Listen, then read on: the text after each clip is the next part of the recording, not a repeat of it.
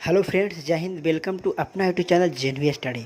दोस्तों, आज की वीडियो में हम लोग बात करेंगे फिर से दिल्ली सल्तनत में प्रशासन, यानी कि दिल्ली सल्तनत किस तरह से यहाँ पे प्रशासन का व्यवस्था किया गया था शासकों द्वारा। तो हम लोग देखेंगे दिल्ली सल्तनत में प्रशासन को पॉइंट बाई पॉइंट कि यहाँ पे किस तरह से प्रशासन लागू किया गया था। तो चलते हैं, देर न करते हैं क्वेश्चन की ओर। तो चलिए क्वेश्चन की ओर हम लोग देखेंगे। पहला पॉइंट है दोस्त, कहता है दीवान ए मुश्त खराज, क्या दीवान ए मुश्त खराज विभाग की स्थापना किसके शासनकाल में हुई थी? तो ये किसके शासनकाल में? अलाउद्दीन खिलजी के शासनकाल में दीवान ए मुश्त खराज की स्थापना हुआ था। हम लोग जानते हैं अलाउद्दीन खिलजी जो है, जो खिलजी वंश के द्वितीय शासक थे। ठीक है, कौन? अलाउद्दीन खिलजी। यानी अलाउद्दीन खिलजी जो है कहाँ, किस वंश से बिलोंग करते हैं? तो खिलजी वंश से बिलोंग करते हैं। ठीक है, तो हम लोग देखें तो हम लोग नोट अगला पॉइंट देखेंगे। कह रहा है सल्तनत काल में अधिकांश अमीर किसके साथ? सल्तनत काल यानी दिल्ली सल्तनत के अधिकांश अमीर और सुल्तान किस वर्ग के थे? मैंने जितना भी दिल्ली सल्तनत में जो अमीर और सुल्तान किस वर्ग के थे? तो तुर्क वर्ग के। कौन सा? तुर्क वर्ग के थे। मैंने जितना भी दिल्ली सल्तनत में जहाँ भी अमीर और सुल्तान में रहे थे वो किस वर्ग से बिलोंग करते थे? तुर्क वंश से। किसका? तुर्क वर्ग के करते थे। तो अगला देखेंगे पॉइंट करा फिरोज शाह तुगलक। क्या? फिरोज शाह तुगलक। किसने? फिरोज शाह तुगलक ने इस्लाम में धर्मृत किस व्यक्ति को अपना वजीर नियुक्त किया था? किस व्यक्ति को वजीर नियुक्त किया था? तो तैलंग ब्राह्मण खान ए जहाँ का। क्या? तैलंग ब्राह्मण खान ए जहाँ का नियुक्त किया था। अगला देखेंगे पॉइंट हम लोग, कह रहा विजारत। क्या? विजारत का चरमोत्कर्ष। क्या? चरमोत्कर्ष किस राजवंश के अंतर्गत हुआ था? तो किसके वंश में? तुगलक वंश के। हम लोग देखेंगे अगला पॉइंट, कह रहा दिल्ली काल में यानी सल्तनत काल में भू राजस्व का सर्वोच्च ग्रामीण अधिकारी कौन होता था? मैंने दिल्ली सल्तनत जो था ना उसमें भू राजस्व का सर्वोच्च ग्रामीण अधिकारी कौन था? तो चौधरी हुआ करते थे। कौन? चौधरी हुआ करते थे। इस तरह से हम लोग देखेंगे अगला पॉइंट है, कर हक ए सर्व कर। क्या? हक ए सर्व कर। क्या? हक ए सर्व कर किस पर लगाया जाता था? यानी हक ए सर्व जो है, जो दिल्ली काल में किस पे लगाया जाता था? तो सिंचाई पर लगाया जाता। किस पे? सिंचाई पे लगाया जाता था। ठीक है, देखिए हम लोग कुछ इस्लामी शरीयत के अनुसार करों पर हम लोग देखेंगे, ध्यान देंगे कि यहाँ पे कर देखेंगे किस तरह के कर यहाँ के शासक यहाँ के लोगों पर लगाए थे। तो हम लोग देखेंगे किसके? दिल्ली सल्तनत के जितना भी वंश रहे थे वो वंश के शासक ने यहाँ के लोगों पर, यहाँ दिल्ली सल्तनत के लोगों पर किस तरह के कर लगाए थे उसके बारे में हम लोग देखेंगे। कह रहा जजिया कर। क्या? जजिया कर। एक होता है जजिया कर, जो जजिया कर है जो गैर मुसलमानों के लिए जाने वाला कर है। क्या? जी, गैर मुसलमानों से लिया जाने वाला कर है। गैर मुसलमानों से लिया जाने वाला कर कौन सा? जजिया कर। उसके बाद एक है जकात कर। क्या? जकात जो है मुसलमानों से उनके आय का, क्या मुसलमानों जो होता है उसके आय का 2.5%, कितना? 2.5% स्वैच्छिक धार्मिक कार्य के रूप में लिया था। किसका? स्वैच्छिक धार्मिक कार्य के रूप में लिया जाता था। किसका? गैर मुसलमानों से। किस जकात के अनुसार? 2.5%। ठीक है, जकात कर के अनुसार। एक कर था खुम्स। क्या? खुम्स जो है जो लूटपाट धन, माने जो लूट से प्राप्त धन, जो लूटता था लोग उससे प्राप्त धन, इसके 1/5 हिस्से को सुल्तान को एवं 4/5 हिस्से सैनिक में बांट दिया जाता था। ठीक है, कितना? 1/5 हिस्से सुल्तान को दिया करते थे और 4/5 हिस्से सैनिक में बांट दिया जाता था। ठीक है, किसमें? खुम्स में। परंतु अलाउद्दीन खिलजी जो थे, खिलजी वंश का अलाउद्दीन खिलजी जो केवल 1/5 हिस्सा सैनिक को दिया करते थे। कितना? 1/5 हिस्सा दिया करते थे। ठीक है, एक था खराज कर। क्या? खराज कर। ये था भू राजस्व। क्या? भू राजस्व था जो गैर मुसलमानों पर सिर्फ लगाया जाता था। किस पे? गैर मुसलमानों पर भू राजस्व। ठीक है, हम लोग देखेंगे अगला पॉइंट कह रहा है सिक्कों पर। किस पे? सिक्कों पर बगदाद के अंतिम खलीफा का नाम, यानी बगदाद जो था वहाँ के अंतिम खलीफा का नाम सर्वप्रथम की शासनकाल में अंकित हुआ था। तो देखिए किसके, अलाउद्दीन मसूद खां, क्या अलाउद्दीन मसूद शाह के शासनकाल में मैंने बगदाद के अंतिम खलीफा का नाम सर्वप्रथम चढ़ाया गया था। ठीक है, यहाँ पे भी चढ़ाया गया था सिक्का पे, कहाँ, दिल्ली सल्तनत पे। ठीक है, यहाँ पे शासन कर रहे थे कौन, अलाउद्दीन मसूद खां। कौन, अलाउद्दीन मसूद खां। इन्होंने बगदाद के अंतिम खलीफा का नाम यहाँ के सिक्कों पर चढ़ाए थे। तो देखिएगा हम लोग अगला नोट पॉइंट है, कह रहा इल्तुतमिश ने, कौन, इल्तुतमिश ने अपने शासनकाल में, किसमें, अपने शासनकाल में चांदी का टका और तांबे का जीतल 2 सिक्के चलाए थे। हम पहले वीडियो में आप लोगों को बताए हैं कि इल्तुतमिश जो थे, जो चांदी का टका और तांबे का जीतल 2 सिक्के चलाए थे। ठीक है, कौन, इल्तुतमिश ने। इल्तुतमिश कौन से वंश के थे, तो गुलाम वंश के थे। कौन, गुलाम वंश के तीसरे शासक थे, गुलाम वंश के संस्थापक थे।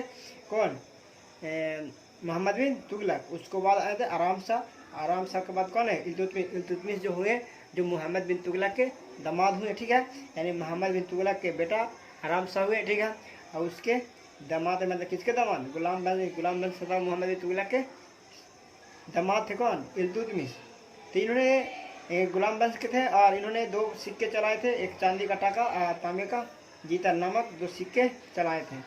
अगला पॉइंट देखेंगे, कह रहा सल्तनत काल, किसमें, सल्तनत काल में फवाजील, क्या, फवाजील का तात्पर्य क्या था, किसमें, सल्तनत काल मैंने दिल्ली सल्तनत में फवाजील एक होता था। ठीक है, उसका तात्पर्य क्या था, तो उसका तात्पर्य था कि एकतादारियों, क्या, एकतादारियों द्वारा, किसके द्वारा, एकतादारियों द्वारा सरकारी खजानों में जमा की जाने वाली, यानी सरकारी खजानों में जमा की जाने वाली अतिरिक्त राशि, क्या था, अतिरिक्त राशि था, उसी को बोला जाता था फवाजील। क्या, फवाजील बोला जाता था दिल्ली सल्तनत काल में। ठीक है, ओके भाई, हम लोग अगला पॉइंट देखेंगे। क्या, अगला पॉइंट देखेंगे। अगला पॉइंट है, अगला पॉइंट कह रहा कि, अगला पॉइंट है जवाबीब। क्या, जवाबीब का संबंध किससे था, यानी जवाबीब का संबंध किससे था, तो जवाबीब का संबंध है राजकीय कानून से। क्या, राजकीय कानून से। किससे संबंध है जवाबीब, जवाबीब आप लोग याद करके रखेगा, जवाबीब राजकीय कानून से संबंधित है। देखिए अगला पॉइंट है दिल्ली सल्तनत का, कह रहा दिल्ली सल्तनत में निरंकुश राजतंत्र, क्या, निरंकुश राजतंत्र की स्थापना किस शासक द्वारा किया गया था, तो बलबन ने दिल्ली सल्तनत के थे। ठीक है, इन्होंने बलबन भी से किस वंश के, बलबन भी से गुलाम वंश के थे। किस वंश से, गुलाम वंश थे। ये जो थे ना, जो कि दिल्ली सल्तनत में निरंकुश या निरंकुश शासक राजतंत्र का स्थापना किया था। कौन, यानी क्वेश्चन में आएगा निरंकुश राजतंत्र का स्थापना किस शासक ने किया था, तो आंसर आपको क्या होगा, बलबन। क्या हो जाएगा, बलबन। क्या हो जाएगा, बलबन। तो हम लोग एक नोट पॉइंट है कि दिल्ली सल्तनत, क्या, दिल्ली सल्तनत के प्रशासन में सबसे महत्वपूर्ण व्यक्ति वजीर होता था। यानी दिल्ली सल्तनत के प्रशासन में सबसे महत्वपूर्ण व्यक्ति कौन होता था, वजीर। किसमें, प्रशासन में सबसे प्रशासन में महत्वपूर्ण कौन, वजीर होता था। किसमें, दिल्ली सल्तनत काल में। ओके, करा जिसके अधीन एक महालेख परीक्षक होता था, मैंने वजीर के अतिरिक्त एक कहा होता था, महालेखा, का महालेखा परिरक्षक होता था। ठीक है, किसके अतिरिक्त, वजीर के अतिरिक्त, अधीन, सॉरी अधीन, क्या, अधीन मैंने इसका अंडर में, वजीर के अंडर में रहता था कौन, एक महालेखा परीक्षक। ठीक है, तो हम लोग देखेंगे कि अगला पॉइंट हम लोग देखेंगे दिल्ली शासन काल में किसका, हम लोग आगे देखे थे। क्या, हम लोग आगे देखेंगे कि सल्तनत, जो दिल्ली सल्तनत था उसमें शासन का प्रमुख विभाग, मैंने उसमें विभाग बाय विभाग था। किसमें, दिल्ली सल्तनत में क्या चीज़ था, विभाग बांटा हुआ था। तो हम लोग देखेंगे कि उस विभाग कौन कौन से विभाग था दिल्ली सल्तनत में। देखिए सल्तनत शासन में, किसमें, दिल्ली सल्तनत शासन में प्रमुख विभाग था। क्या, मैंने विभाग बाय विभाग चालू किए थे। तो एक विभाग था आपको दीवान ए विजारत, किया था दीवान ए विजारत। दीवान ए विजारत जो था वो जो वित्त विभाग से किसके, वित्त विभाग से आते हैं। कौन, दीवान ए विजारत। हम लोग अगला पॉइंट देखेंगे, अगला कहता है दीवान ए रियायत, दीवान ए रियासत। कैसे, दीवान ए रियासत जो था एक था, क्या था, प्रशासनिक विभाग, दीवान ए रियासत। ठीक है, ये जो था जो नियंत्रण विभाग, किसका, नियंत्रण विभाग के अंतर्गत आते हैं। नियंत्रण विभाग के अंदर कौन आते हैं, तो दीवान ए रियासत, क्या, रियासत। ठीक है, अगला है कह रहा दीवान ए मुफ्त खराज। देखिए मुफ्त खराज अभी हम पढ़ाए थे कि अलाउद्दीन खिलजी के शासनकाल में हुई थी। कौन गए? अलाउद्दीन खिलजी चालू किए थे। तो देखिए दीवान ए मुफ्त खराज, क्या मुफ्त खराज जो दीवान ए मुफ्त खराज था, ये जो तो किसके बिलोंग करते? कृषकों को। किसको? कृषकों से बकाया या भू राजस्व वसूलना ना। ठीक है, ये जो कृषि जो थे यानी किसान मजदूर थे, उस ये जो बकाया रहता था और भू राजस्व जो वसूलता था कौन? किससे? दीवान मुफ्त खराज से। ठीक है, आगे है आपको करा दीवान ए कोही। क्या? दीवान ए कोही। क्या? दीवान ए कोही। दीवान ए कोही के अंतर्गत क्या होता था? तो इसके अंदर कृषि के विभाग के लिए बनाया गया था। क्या? कृषि के विभाग के लिए बनाया गया था दीवान ए कोही। ओके, क्या है? कृषि के विभाग के लिए बनाया था। ठीक है, अगला पॉइंट करा दीवान ए कजा। क्या जी? दीवान ए कजा। दीवान जो कजा था एक प्रमुख विभाग है, ये भी विभाग था। इसके अंदर न्याय विभाग होता था। क्या? न्याय का विभाग किया जाता था किसके अंतर्गत? तो दीवान ए कजा के अंतर्गत। एक आता है आपका दीवान ए इंसा। क्या? दीवान ए इंसा। दीवान ए इंसा जो है, जो इसके अंतर्गत क्या पत्राचार विभाग था। क्या? पत्राचार विभाग। क्या? पत्राचार विभाग इसके अंतर्गत आते थे। एक पॉइंट और है, एक पॉइंट है दीवान ए अर्ज। क्या जी? दीवान ए अर्ज। दीवान ए अर्ज सैन्य विभाग से बिलोंग करते हैं। क्या? सैन्य विभाग से बिलोंग करता है। क्या जी? दीवान ए अर्ज। एक है आपका दीवान ए, क्या था? दीवान ए रिसालत। क्या जी? दीवान ए रिसालत जो है ये विदेशी विभाग थे। कैसे? विदेशी विभाग थे। कौन? दीवान ए रिसालत। ठीक है, एक आपका दोस्त है कह दोस्त, एक और है दीवान ए बरीद। क्या? दीवान ए बरीद जो है तो गुप्तचर विभाग के अंतर्गत आता था। क्या? गुप्तचर। क्या? गुप्तचर विभाग के अंतर्गत आते थे दीवान ए बरीद। दोस्त एक और है दीवान ए बंदरगान। खाली बंदगान। दीवान ए बंदगान। दीवान ए बंदगान जो है दास विभाग के अंतर्गत, किसके अंदर? दास विभाग के अंतर्गत आते थे। कौन? दीवान ए बंदगान। ठीक है, तो इसी तरह से हम लोग देखेंगे अगला पॉइंट। अगला पॉइंट कह रहा है दिल्ली संतुलन। जो दिल्ली संतुलन जो है, दिल्ली संतुलन के किस शासक ने एकता व्यवस्था प्रारंभ की? एकता व्यवस्था का प्रारंभ दिल्ली संतुलन कौन खड़ा किया था? तो इल्तुतमिश के। किसने एकता व्यवस्था का प्रारंभ किसने किया था? तो इल्तुतमिश किए थे। ठीक है, किसने? इल्तुतमिश किए थे। अगला पॉइंट है कह रहा है सल्तनत काल में, किसमें? सल्तनत काल में केंद्रीय प्रशासन। क्या? केंद्रीय प्रशासन की संपूर्ण शक्ति किसमें निहित होती है?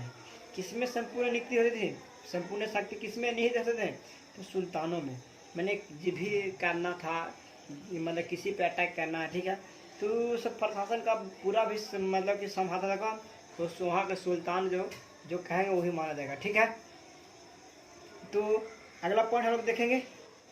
तो अगला पॉइंट है करा सुल्तान, यानी सॉरी क्या करा? सल्तनत काल। क्या? सल्तनत काल में सुल्तान को, क्या? सुल्तान को सहायता प्रदान करने के लिए गठित मंत्री परिषद किस नाम से जाना जाता था? मैंने दिल्ली सल्तनत काल जो था वहाँ पे सुल्तान को सहायता प्रदान करने के लिए, क्या? सहायता प्रदान करने के लिए गठित जो जितना थे मंत्री परिषद किस नाम से जाना था? तो मजलिस ए खलवत। क्या? मजलिस ए खलवत के नाम से जाना जाता था। ठीक है, उसके बाद आगे है कह रहा है इक्तदारियों। कह रहा इक्तदारों का नियंत्रण।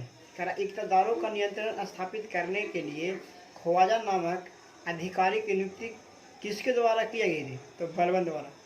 कौन सा शासक? बलबन द्वारा। ठीक है, किस किया? इक्तदारियों पर नियंत्रण। किस पे? इक्तदारियों पर नियंत्रण स्थापित करने के लिए ख्वाजा नामक अधिकारी। क्या? ख्वाजा नामक अधिकारी की नियुक्ति किसके द्वारा की गई थी? तो बलबन के द्वारा। ठीक है, बलबन क्या? जो इक्तदारियों पर नियंत्रण किया था। ठीक है, एक और अगला पॉइंट है कह रहा है दिल्ली सल्तनत काल में भू राजस्व की दर। क्या? भू राजस्व की दर सामान्य से कितनी होती थी?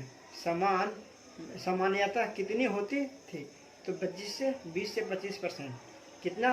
20 से 25% होता था। ठीक है, क्या? 20 से 25% होता था। हम लोग देखेंगे सल्तनत काल के प्रमुख अधिकारी, यानी दिल्ली सल्तनत काल में कितना प्रमुख अधिकारी थे उसके बारे में हम लोग चर्चा करेंगे। कर आरिज ए मुमालिक। क्या था? एक है आरिज ए मुमालिक, यह सैन्य विभाग के प्रधान थे। कौन? सैन्य विभाग के प्रधान कौन थे? आरिज ए मुमालिक। अगला पॉइंट हम करा बरीद ए मुमालिक। एक था आरिद ए मुमालिक, एक है बरीद ए मुमालिक। बरीद ए मुमालिक गुप्तचर विभाग का प्रमुख है। कौन है? गुप्तचर विभाग का प्रमुख है। कौन? बरीद ए मुमालिक। एक तीसरा है सदर उस सुदूर। सदर उस सुदूर, जो सदर उस सुदूर जो है, जो धार्मिक विभाग का प्रधान है। क्या है? धार्मिक विभाग का प्रधान है। तो है कौन? सदर उल सदूर। ठीक है। एक तीसरा है अमीर आखुर। क्या? अमीर ए आखुर। एक और है कौन? अमीर ए आखुर। ये जो थे अश्व साला का प्रधान था। अश्व मैंने घोड़ा वाला साला का प्रधान था। ठीक है। ठीक है। एक धार्मिक प्रधान कौन हुआ? शूद्र, मैंने सुदूर हुआ धार्मिक, और बदीर मुमालिक का गुप्तचर हो गया, और सर ए जानदार। क्या? सर ए जानदार जो थे, जो सुल्तान के अंगरक्षक का प्रमुख थे। क्या? सुल्तान के अंगरक्षक का प्रमुख थे। कौन? सर ए जानदार। एक तीसरा है अमीर हाजिब का। अमीर हाजिब क्या? जो इस यह दरबारी शिष्टाचार के नियमों को लागू करने वाला। क्या? दरबारी शिष्टाचार के नियमों को लागू करने वाला कौन थे? अमीर हाजिब। अमीर हाजिब। तो हम लोग इस वीडियो में देखे दिल्ली सल्तनत प्रशासन के बारे में। अब हम लोग अगला वीडियो में देखेंगे। ठीक है। हिस्ट्री के लेकर आएंगे। ठीक है दोस्त, अगर आप लोग को ये वीडियो अच्छा लगे तो लाइक कमेंट्स जरूर कीजिए।